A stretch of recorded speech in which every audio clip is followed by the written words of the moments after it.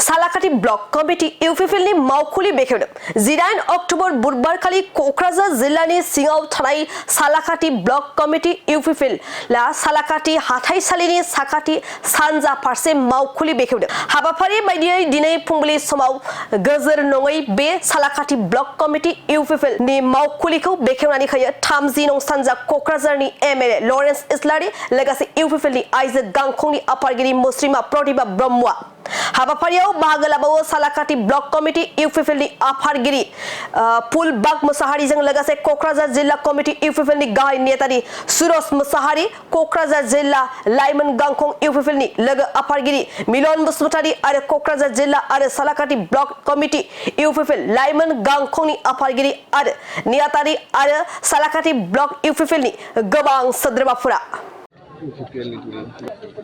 सालाकाटी block UPPL हा जोंहा मोजां मोनसे मावख' गैयामोन। गोबां बोसोर गुबुन मोनसे जायगायाव खालामदोंमोन ब्लक अफिसखौ, नाथाय दा बेखौ एसे बोस्लायनानै गुबुन मोनसे सालाकाटी बाजारनि खाथियावनो ब्लक अफिसखौ लाबोनाय जाबाय। दासिम जोङो मोजाङै न' लुफुंनानै लानो हायाखै, मानोना अफिस लुनो थाखाय नांगौ बायदि जे हा बेखौ जगार खालामनायाव एसे गोबाव जादों। लासैनो बे मावख'खौ खालामनानै लानाय जागोन।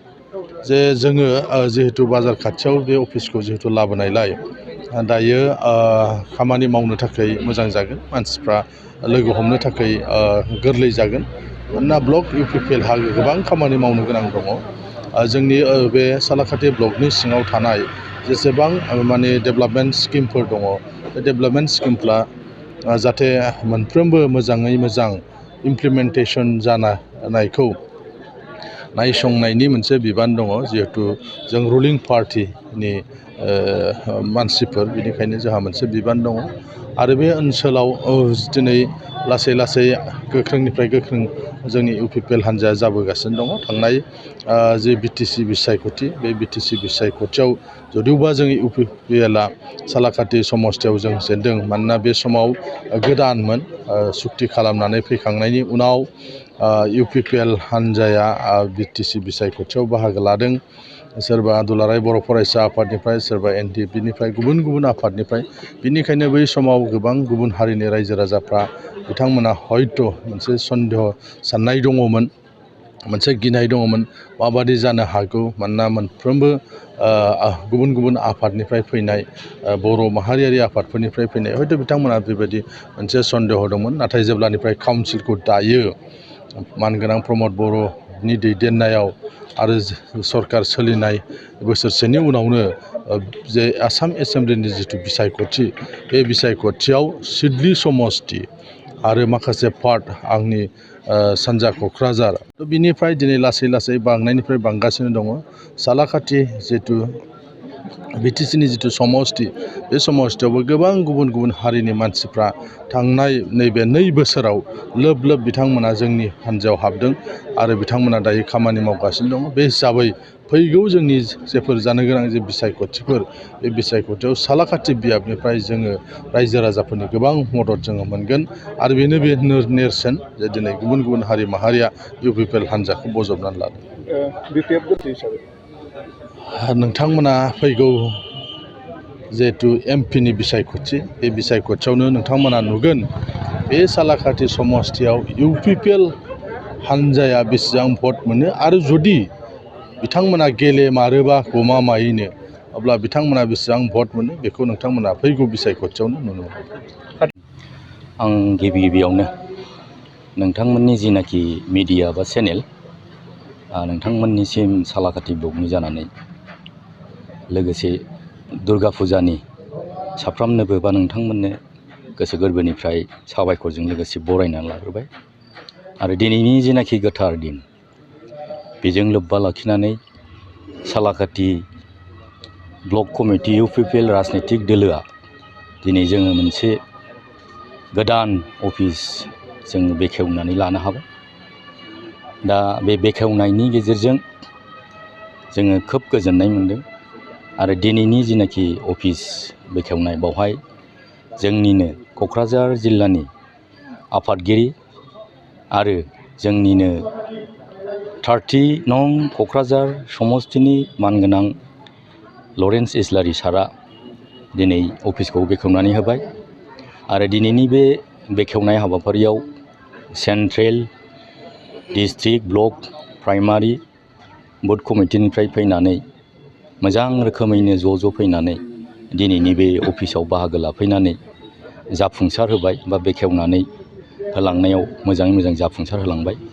आं बिथांमोननोबो रोजा रोजा साबायखर बावो आरो आसा खालामो जोङो थांनाय दिनफ्राव जोंहा अफिस दङब्लाबो माखासे खामानि मावनायफ्राव जोंनि अफिसा एसे एडजास्टमेन्ट जायाखैमोन। मानो होनोब्ला मोनसे आफादनि बा मोनसे अनुस्थाननि अफिसा एसे मास गेदारिं थानाय बा मोनसे पपुलेसन थानाय एलेकायाव जायोब्ला खामानि मावनायाव खोब एडजास्ट जायो। दा जोङो दिनै जोंनि सालाकाटि ब्लक कमिटि इउपिपिएलनि जिनाखि अफिस खुलिनाय बेयो खोब मोजां मोनसे सुइटेबल जायगायाव जोङो मोननो हाबाय। दा जोङो बे अफिसावनो थानानै जोंनि दलनि माखासे डाइरेक्सन माखासे अफमै मावलांनो हासिगोन आरो माखासे पाब्लिक साइडनिफ्रायबो जोंनि बे अफिसाव निस्सय माखासे कमिउनिकेटआ आगोलाव जोंहा अफिस दङब्लाबो दा जेराव अफिसा साबसिन आरो खोब फ्रन्ट साइडआव बे हिसाबै निस्सय गोबां माने पाब्लिकफ्रा बा जोंनि अवेल विसारफ्रा खामानि मावनायाव इजि जागोन आं बेखौ मिजिंथिदों। आरो दिनैनि बे जिनाखि हाबाफारि जिनाखि अफिस खुलिनाय बेवहाय आंनो स्पेसियेलि खोब गोजोननाय मोनदों आरो बेवहाय जोङो खामानि मावनानै निस्सय जोंनि जिनाखि थांखि इउपिपिएल राजनितिक दोलोनि जिनाखि मावनो गोनां खामानि बेखौ खोब मोजां रोखोमै मावलांनो हागोन होननानै आं मिजिंथियो। बेथ' जेखि जाया मानो राजनितिक दोलोआव बा गणतन्त्र देशआव बयहाबो अधिकारा थायो। दा अपोजिसना स्वाभाबिक मोनसे देशआव बा ओनसोलाव अपोजिसन गैयाब्लाबो माखासे सरकार सालायनायाव बहाय बहुद साननो गोनांबो थायो। दिनै जोङो रुलिंआव थानायनि उनाव माखासे एन्टि इनकाम्बेन्सि थानायखौ जोङो साननांगौनि फेक्टर गैया। मानो होनोब्ला बिथांमोनहा बिथांमोननि माखासे लाइनजों बिथांमोनहा बुंगोन थांगोन। नाथाय दिनैनि दिनाव जोंनि सालाकाटि ब्लक हिसाबै इउपिपिएल जिनाखि सालाकाटि ब्लक बेवहाय सिन्था खालामनांगौ साननांगौनि खोथा गैया। बिथांमोनहा दिनैनि दिनाव अपोजिसन हिसाबै जोंनि माखासे मोजां गाज्रि खामानि मावनायखौ जेब्लायबो नेगेटिभ बुंनाया बिथांमोननि स्वाभाबिक। दा बिथांमोनहा गावसोर जेसांखि देखाया मानो नाथाय बिथांमोनहा सायावल' हिर' सिङाव जिर'। नाथाय दिनै जोङो सरकार हिसाबै जोंजों अलमस्ट पाब्लिकफ्रानो जोंनि माखासे एक्टिभिटिस जोंनि माखासे आसनि मावनायफ्राव गोबां पाब्लिकआनो जोंजों दिनै इनभल्भमेन्ट दङ, जोंनि बेक साइडआव दङ आरो जोंनि खामानि मावनायखौ स्पेसियेलि जोंनि चिफ प्रमद बर' सारनि जिनाखि खामानि मावनाय बिथांनि खामानि मावनायाव गोबां पाब्लिकआनो सेटिसफेक्सन। थिग बेबादिनो जोंनि सालाकाटि समस्तियावबो अलमस्ट पाब्लिकआनो जोंनि सरकारनि खामानि मावनायाव 100% सेटिसफेक्सन दं आरो इयुनाव जोंनि जिनाखि इउपिपिएल राजनितिक दोलो बेवहायनो सालाकाटि समस्ति हिसाबै माने अलमस्ट पाब्लिकफ्रानो सापर्टआव दं। दा बिथांमोनहा एन्टि इनकाम्बेन्सि हिसाबै स्पेसियेलि बिपिएफ बिथांमोननि बुंनाया खुनु फेक्टर नङा। बिथांमोनहा बुंब्लाबो दिनै पाब्लिकआ बिथांमोनजों गैया। जोङो सरकार हिसाबै जोंजोंनो फ्राय सालाकाटि समस्तियाव पाब्लिकफ्रा बांसिन दङ होननानै जोङो बुंनानै लानो हायो। बिथांनि खामानि मावनायाव आं दिनैनि दिनाव बेखौनो बुंगोन बिथाङा गावनि जिनाखि पार्टि हिसाबै बिथाङाबो गावनि लाइनाव गाव थागोन आरो बिथाङाथ' दिनै जोंनि सरकारनि खामानि मावनायाव मालाबाबो जोंजों बिथाङा सापर्टआव थाखानाय नङा। पलिटिकेल प्लेटफर्माव रुलिंखौ जेब्लायबो अपोजिसननि लिडारफ्रा काउन्टार होनाय नङा होननाया बिथांमोननि धर्म। दा ओंखायनो बिथाङा जेसांखि जेखि बुङा मानो बा जेसांखि जेखि सायाव हाइलाइट खालामा मानो एक्सुवेलि इन्टारनेलि दिनै बिथांमोनजों गैया आरो बिथाङा जेसांखि जेखि अपप्रचार खालामा मानो दिनै बिथांजों बेक साइडआव गैया होननानै जों बुंनो हायो। अलमस्ट जोंनि UPPL राजनितिक दोलोजोंनो इन्टारनेलि सिङाव दङ आरो कानेक्टिभिटियाबो जाबाय थायो। बिथांमोनहा समयजों फकासिङाव फैयो।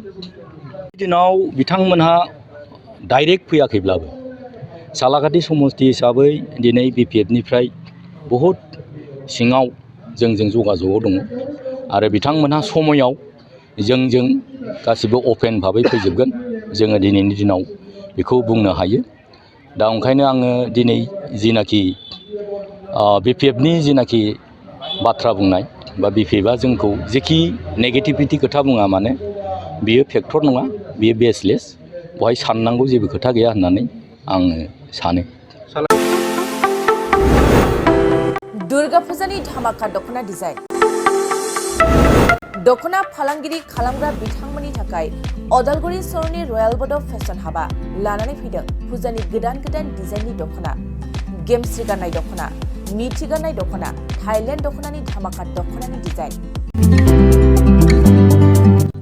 दख'ना फालांगिरिफोरनि थाखाय अदालगुरि रयेल बड' दख'ना गलायाव मोननो हागोन। नोंथांमोना गेमस्रि गाननाय दख'ना, मिथि गाननाय दख'ना, सिखिरि दख'ना, आर'नाइ दख'ना आरो थाइलेण्ड दख'नाखौ हलसेल रेटआव।